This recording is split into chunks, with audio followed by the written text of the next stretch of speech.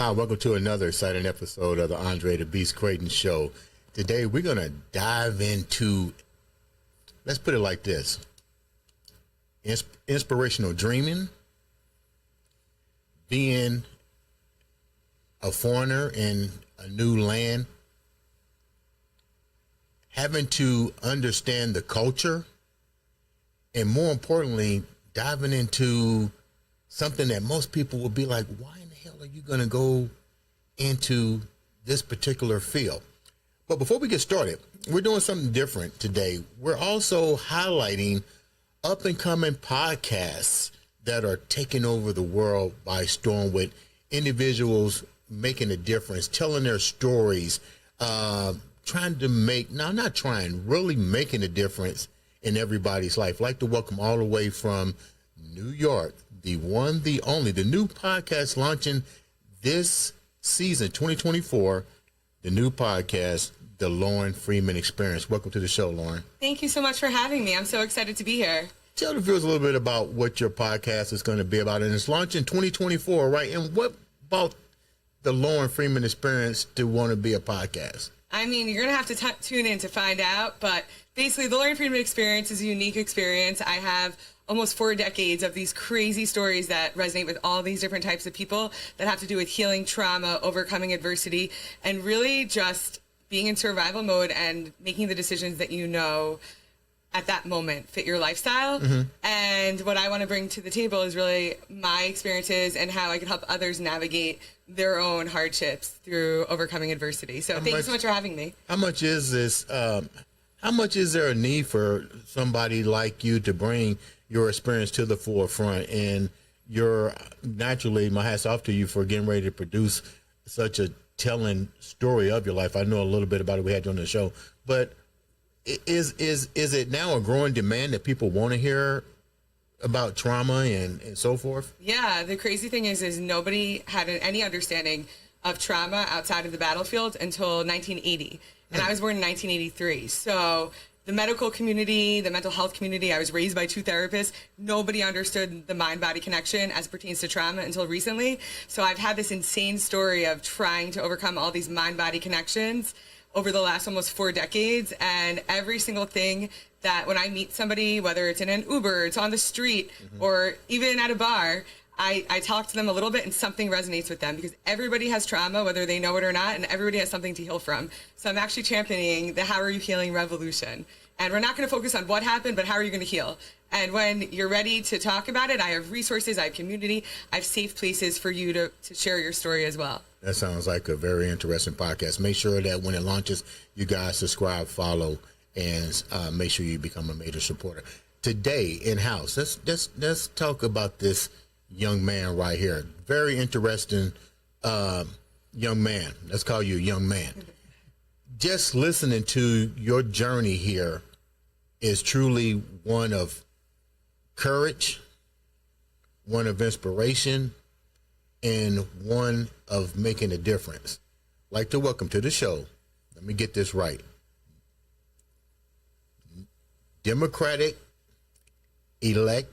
not elected yet, Democratic nominee, Councilman, Johnson County, go, because I'm not going to mess that name up. Yeah.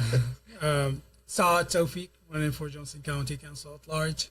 Immigrant, American citizen since 2015. Right. I came to the United States as an immigrant to be a citizen of the United States. I learned the English language here, and when I came to the United States, and I learned the culture of the country by the book that I learned from it. It's naturalization. Mm-hmm. They do a naturalization test. I'm sure this is correct, actually. Naturalization test. So I have to have a book to read the story of United States. So after I read the story, I have to understand, and I have 100 questions. Out of these 100 questions, only 5 questions to be answered from the 100 questions to be passed this test, because it's the history of United States. And so you know the history of the United States. Of course, definitely. Immigrants. Right. And I have been almost 15 years here. So Let's go back a minute. Let's go back a minute because you shared a lot of information, and information is nothing unless you're able to pass it on. So let's share this information about you. Definitely. You come from overseas. The name of the country is Iraq. Iraq. I was in city of Baghdad. Got some friends that live there. Yeah. You spoke no English, Of course. but you've always envisioned, you manifested coming to the United States, the American dream. What was the American dream like for you over in Baghdad? What was that like? It's freedom, safe, because there is no opportunity and rights there, you know. Equal opportunity and equal rights there. There is no. But you were young. no safe. You were young when you was there. So how did you really know about rights and all that kind of stuff? Let me give you the story. Okay. Actually, about me, how I, raised there, and after that, what's happening to me during the war between Iraq and United States, 2003, I lost my friends, my girlfriends and my friends. I lost them, and I lost my teacher, and it was no safe there. During that, my father was served in U.S. military police. Okay. To get our troops of the United States to be safe there, to get them back safe, and I had, a lot of threats there. How old were you when all this was taking place? It was like about 18 and older, kind of that, I can say. So there was probably a lot of individuals around your age that was feeling the sting of war. Yes. And not... During all the war, I was during all the war and all the year, and after that we had second war. It's called Civil War. Okay. What was that like? Religions. Religion? Between religions. Okay. Muslims, religions between Sunni and Shias, Kind of this militia just came to Iraq and destroyed everything. And you already know the story. Yeah. Yeah. At that time in 2003.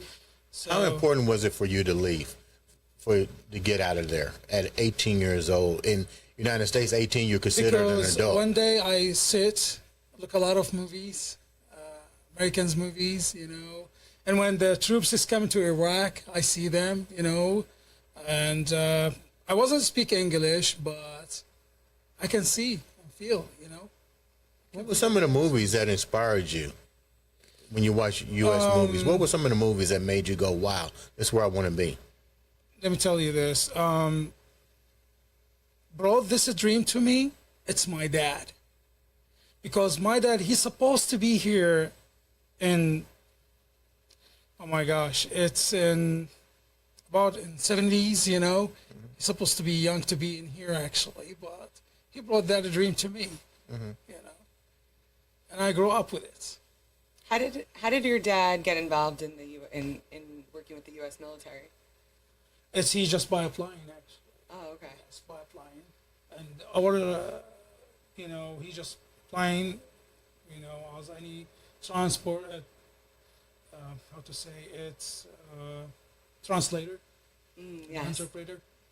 So he speak English, Russians, and Arabic. Your dad sounds like a wonderful man. He's very smart by getting involved. How difficult was it for you to get to the United States? I know you just couldn't. You're talking about an era of proxy conflict and religious conflict and persecution. How difficult was it for your father or your structure to get you here to the United States? You had the dream, but how difficult was it to get the right documents? Were there things that had to be done behind the scenes? How difficult was that process for you? At that time, when I was like 18 years old, he is actually, before that, he was trying to be in here, and it was It was really difficult for me. You know, it's different culture, different country, different language, speaking English. But he was a zest to me to be learn the English and learn the culture of United States. He loved America. You know, he loved it a lot. When you get to America and you finally, this is Finally, a question. oh my Wait. God, yeah. This is a question I asked you off the air. You see America in all its glory. Let's be real. You see America in all its patriotic gloriness. But did you see America, that the downsides of America, the things that you don't see, that we still have our so-called proxy war within ourselves, the race proxy wars? Did any of this even resonate with you, or was it something that was camouflaged to your country that you didn't see? You only saw America the beautiful. I see many things has happened. I get a, oh my gosh. Only reason why I'm asking is because we're going to get into your politics. I got like about 3 hate crimes. Okay. 3 hate crimes. Okay. Last time when I got nominee as Johnson County Council, I celebrated with my dad. My dad, he was so proud of me, what I have been down through and what I have been through. So he was so proud. We were sitting, you know, and talking together. And some guy, he just, you know, unfortunately, I don't want to talk about it, you know. But you experienced some things that you shouldn't experience in this country. So another relapse of where you just came that from. not affect me. It kept you It's going. making me strong more, Okay. to work on myself more, and to work on my position and be strong. It's giving me energy.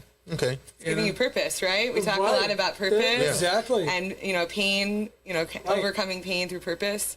So that's really amazing. You're very brave, especially in a historically non-democratic state. Right. So my question is, Yes. you see America, we have 50, is it 50 states or 51? It's 50 stars and How in the heck did 13 you stripes. 13 stripes. How in the heck did you take a dart and pick Indiana?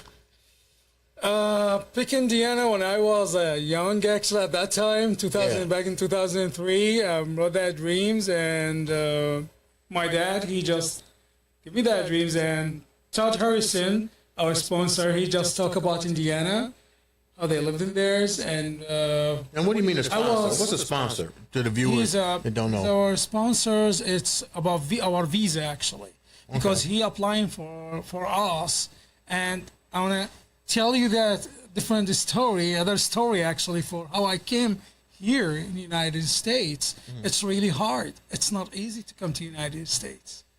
It's really hard, the process. Been waiting more than 5 years. Did you ever feel like giving up? No, I would not. Let me tell you what's happening is exactly. Let me tell you the story. It's I came to from Iraq, moving because of the threat that we get. Because one of my sisters, she got kidnapped.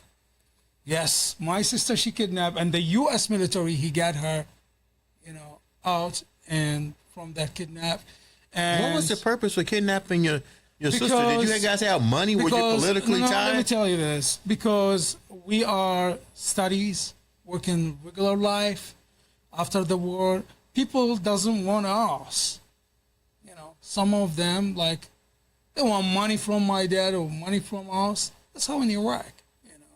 So your dad was politically connected and financially stable during that time, I take it. At that time, my dad, he was just interpreter, you know, working as interpreter with that, but nobody knows.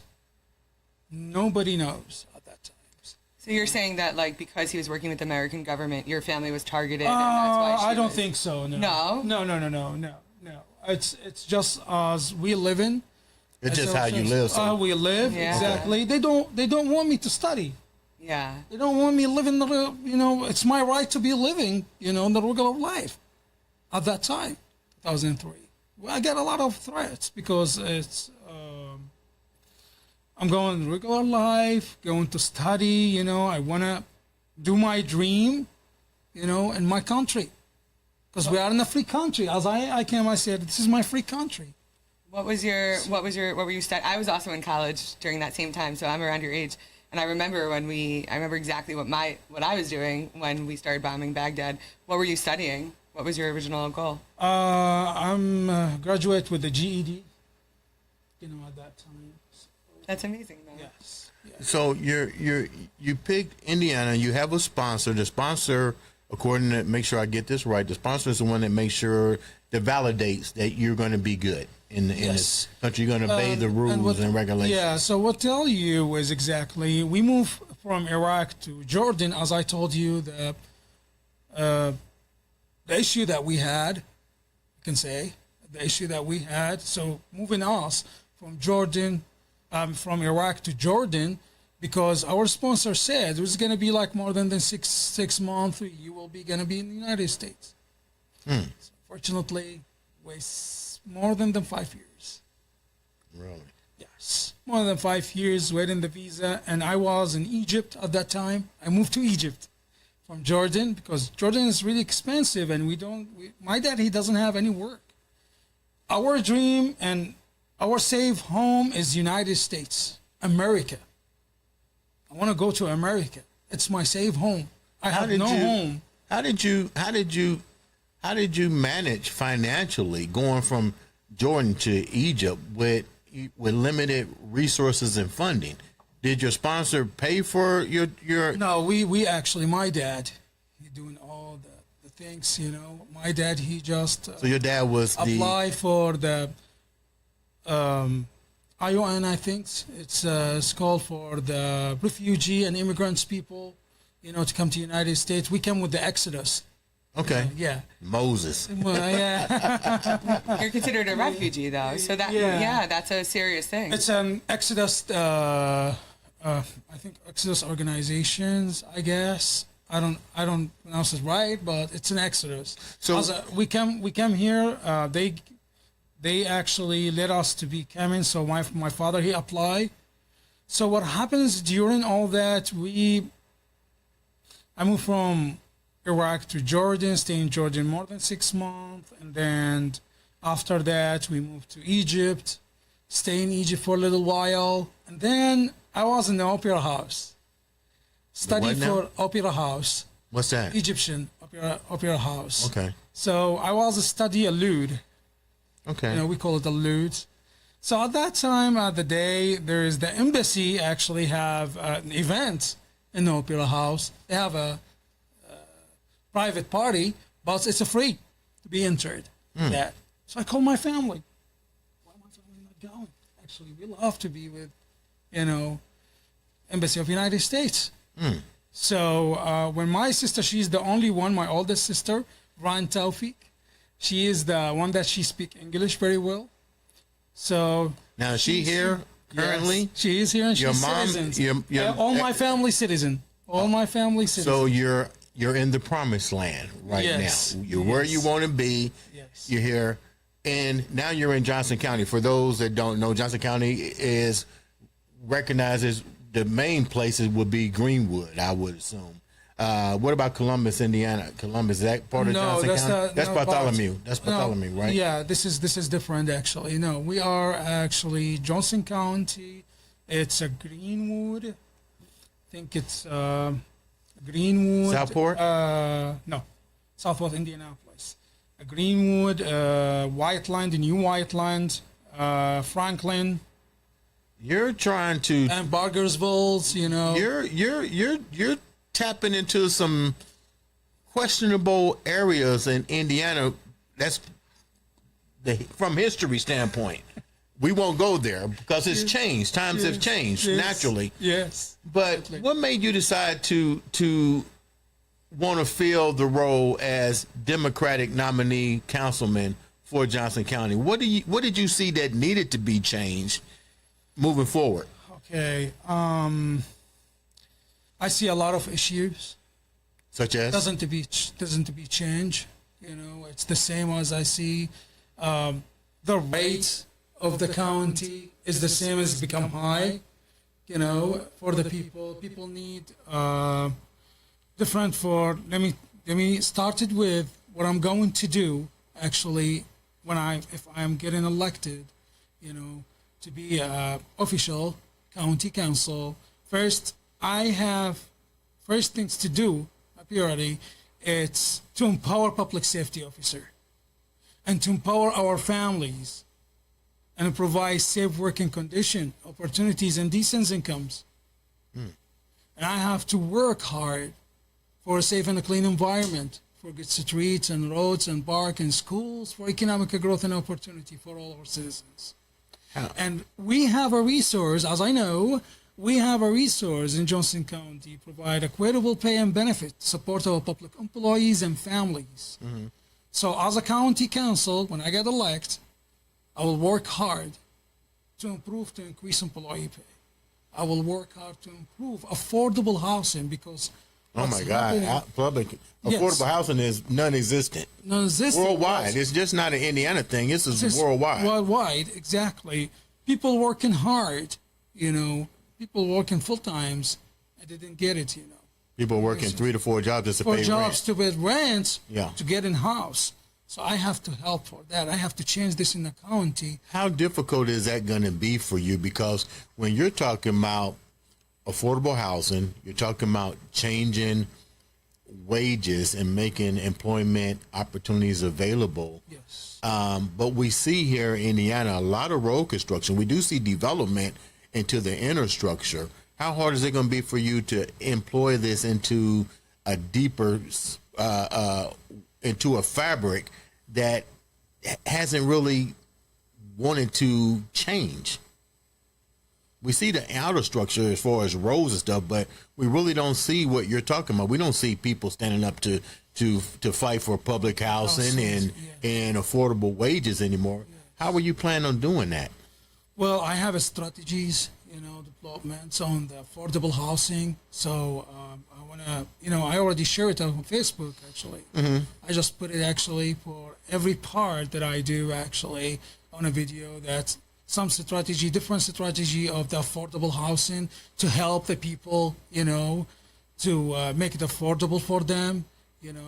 That's what I'm going to do. So I have it actually. I can read it for you if you would like. No, you need to save that information. Yes. That way your candidates don't steal it and stuff. Exactly. But I know it's a good. I know it has to be good because you want to really share it to the masses.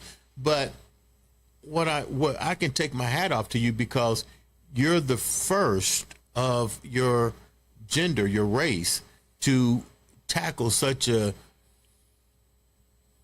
task. Yeah. Let's call it what it is. It's Exactly. a task. How does that make you feel? What are the odds for you? Because I know there's odds. You have to build a name for yourself. My hat's off to you. I mean, you came here not even knowing our language. Of course, but the thing is, during the time, let me back to the story. When I came in here, crying, laughing, I said, oh my gosh, I'm in the United States. I didn't feel like it's hard for me. I'm in my home. I'm sorry, I don't want to cry, but I'll go right ahead. you just you just come inside of my heart and touch it by these words that you said. Yeah. I feel so proud of myself. What I have been done, what I have been through. I feel every day when I wake up in the morning, I said every day is a good day for me because I'm an American citizen. Wow. That's absolutely beautiful. Do you have any, when you're running now, is your district historically, have they voted for Democratic candidates? Yes. Okay. Yes, they do. Actually, there's many people, and what we're working on right now is exactly, there's a lot of people independent. We have to speak to them. I have to show myself to them. So on this Sunday, I'm going to canvas. I have to canvas to introduce myself to the people. Let them know give them a reason. The one thing that I want to do different than any actually candidates, that I'm going to be working for the people, for the community, because I'm a part of the community. I'm a person who is working, hard and want to change something in the county because people, want a reason to go to vote. For example, They need a reason. The guy, what's he's gonna be doing for us. Now, So I give them a reason that when I'm going to work, exactly on this issue that I told you, and give them a reason to go out and vote. how closely are you working with other Democratic nominees? I noticed that you're a big Close. supporter of U.S. Senator nominee Dr. Valerie McRae. Dr. Valerie McRae, yes. How supportive are they with your journey? How closely are all you guys together with? Because all of the platforms seem to be, which I love, change. Of course. How closely are you guys together with your message? We are actually, contact with, when I see her, you see me actually last time, we were sitting and I see her and she see me. I know what she is actually, her strategy for our, country, not only our states, Indiana, it's for the country, and I am believing her, she will change a lot of things, What do we need to do besides voting? And my hat's off to you. I love the fact that you came here for a purpose. You've seen the Holocaust of a proxy war, of a spiritual war, and what it can do to a country. I see that you're here and you don't want that to happen here in this country. How are you being perceived by the people in Johnson County? Do they take you serious?